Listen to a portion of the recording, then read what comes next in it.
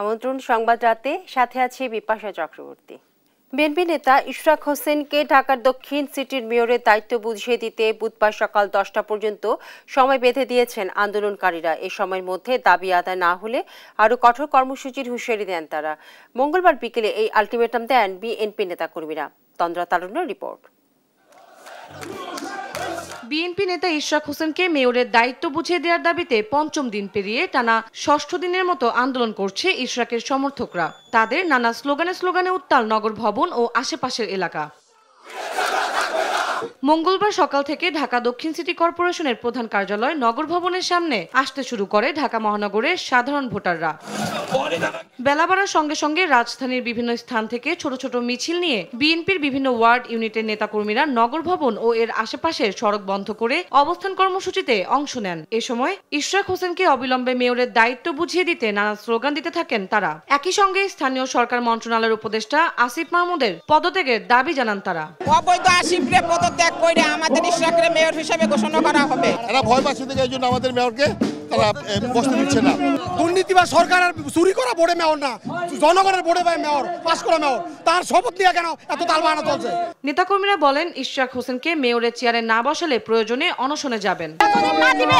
কতদিন আমরা এখানে পড়ে থাকবো, অনশন করব, না খেয়ে থাকবো, অন্ততপক্ষে যতদিন না দিবে সরকারকে ছাড় দেওয়া হবে না। এদিকে কর্মসূচির সঙ্গে একাত্মতা জানিয়ে আন্দোলনে যোগ দেন বিগত সরকারের সময় গুমের শিকার পরিবারেরা। জানান সুষ্ঠুভাবে নগর পরিচালনা ও ন্যায় বিচারের জন্য মেয়র হিসেবে ইশরাককেই দেখতে চান তারা। আমরা চাই ইশরাক ভাইয়ের মাধ্যমে আমরা এই সব তদন্ত বের করতে পারবো। এদিকে অবস্থান কর্মসূচিতে কর্মীদের উজ্জীবিত রাখতে নগর ভবনের প্রধান ফটকের সামনে ষষ্ঠ দিনেও করা হয় কনসার্ট। পরে মঙ্গলবার বিকেলে ঢাকাবাসীর পক্ষে বুধবারের নতুন কর্মসূচির ঘোষণা করেন ঢাকা দক্ষিণের সাবেক সচিব মশিউর রহমান। আগামীকাল সকাল 10টায় আমরা ঢাকা দক্ষিণ সিটি কর্পোরেশনের সম্মুখে হাজির হব এবং এখানে বিক্ষোভ সমাবেশ করব। 10টার সময় আমরা কালকে কঠিন থেকে কঠোর কর্মসূচি আমরা ঘোষণা করব। কর্মসূচি ঘোষণার মঞ্চে এই আন্দোলন এবং দাবির সাথে একাত্মতা প্রকাশ করেন ঢাকা সিটি কর্পোরেশনের সর্বস্তরের কর্মচারী ইউনিয়ন। দাবি মানা না হলে প্রত্যেক নগরবাসীর সেবা বন্ধের হুঁশিয়ারিও দেন তারা। তন্দ্রা তারুণ্য, দেশ টিভি, ঢাকা। জনগণকে ভোটাধিকার বঞ্চিত করতে সুপরিকল্পিতভাবে নির্বাচন পেছানোর পাঁয়তারা চলছে বলে অভিযোগ করেছেন বিএনপির মহাসচিব মির্জা ফখরুল ইসলাম আলমগীর। ষড়যন্ত্র মোকাবেলায় সবাইকে সচেতন থাকার আহ্বান জানান তিনি। আর শেখ হাসিনার মতো অন্তর্বর্তী সরকারও নির্বাচন নিয়ে টালবাহানা করছে বলে অভিযোগ করেন দলটির সিনিয়র যুগ্ম মহাসচিব রুহুল কবির রিজভী। আরও জানাচ্ছেন সাইফুল রিপন। বিএনপির প্রতিষ্ঠাতা সাবেক রাষ্ট্রপতি জিয়াউর রহমানের ৪৪তম শাহাদাত বার্ষিকী উপলক্ষে গুলশান কার্যালয়ে যৌথ সভা করে দলটির নেতারা। যৌথ সভার সিদ্ধান্ত অনুযায়ী 25 মে থেকে 2 জুন পর্যন্ত 8 দিনের কর্মসূচি ঘোষণা করে দলটি। এটা 8 দিন ব্যাপী কর্মসূচি, 25 তারিখ থেকে 2 তারিখ পর্যন্ত। ভার্চুয়ালি যৌথ সভা ও সংবাদ সম্মেলনে অংশ নেন ব্যাংককে চিকিৎসারত দলের মহাসচিব মির্জা ফখরুল ইসলাম আলমগীর। বলেন, সংস্কার শুরু করেছিলেন জিয়াউর রহমান। দেশ নিয়ে ষড়যন্ত্র মোকাবেলায় সবাইকে সচেতন থাকার আহ্বানও জানান তিনি। অত্যন্ত সুপরিকল্পিতভাবে নির্বাচনকে পিছিয়ে দেওয়া, জনগণের যে অধিকার সে অধিকার থেকে জনগণকে বঞ্চিত করাবার এবং ভোটের অধিকার থেকে বঞ্চিত করবার একটা পায়তারা শুরু হয়েছে। এবং আপনারা নিশ্চয়ই লক্ষ্য করেছেন যে বিভাজনের রাজনীতি আবার শুরু হয়েছে।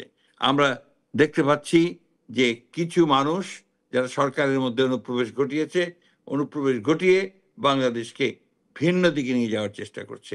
এদিকে জাতীয় প্রেস ক্লাবে এক আলোচনা সভায় অংশ নেন বিএনপির স্থায়ী কমিটির সদস্য নজরুল ইসলাম খান। বলেন, সংস্কার নির্বাচন একে অপরের পরিপূরক, দুটোই হতে হবে যত দ্রুত সম্ভব। বাংলাদেশের কিছু রাজনৈতিক শক্তি আছে, কিছু সামাজিক শক্তি আছে, তারা অনেকেই তাদের নিজেদের রাজনৈতিক স্বার্থে কিংবা তাদের গোষ্ঠীর স্বার্থে তারা এই গণতান্ত্রিক প্রক্রিয়াটাকে বিলম্বিত করতে চান। সংস্কার আর গণতন্ত্র পরস্পর বিরোধী না, এটা পরিপূরক।